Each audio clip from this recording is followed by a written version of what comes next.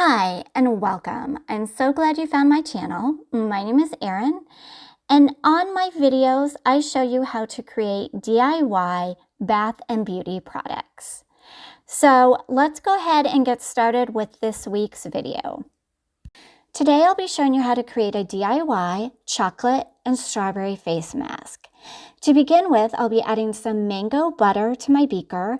Now, mango butter is very moisturizing. It helps to nourish the skin, and it really helps to improve the overall health and appearance of the skin. Next, I'll be adding some shea butter. This is a great butter to be adding, especially if you have dry skin, because it helps to soften and hydrate. Now that my butters have been added, I'll be adding some avocado oil.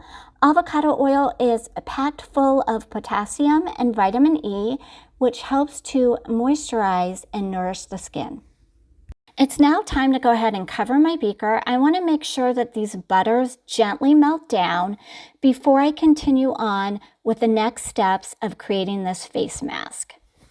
Alright, so now that the butters have completely melted down, I'll be adding some strawberry seed oil.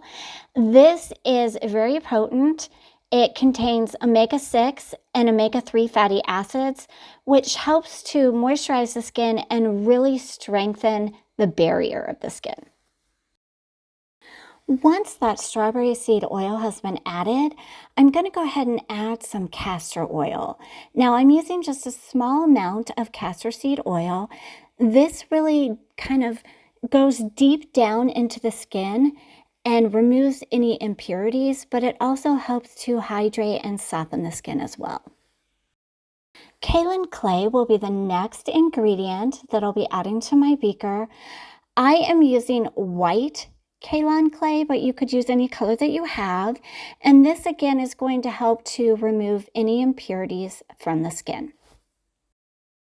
To give this mask that chocolatey aroma, I'll be adding some cocoa powder.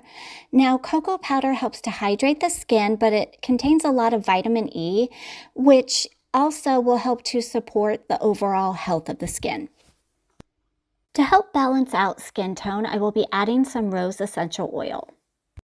Next, I'll be adding some vitamin E. This is great for overall skin health, but it really does help if you have dried skin. So now, as you can see here, I'm gently stirring.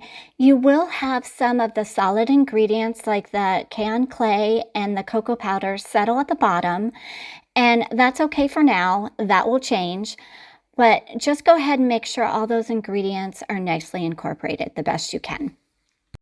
So now I'm covering my beaker, and I'll be placing it in the refrigerator for about 15 minutes and stirring it every now and then just to kind of help speed up the cooling process. Here is what my face mask looks like now once I've removed it from the refrigerator. It is a lot more thick in consistency, and the smell is out of this world amazing.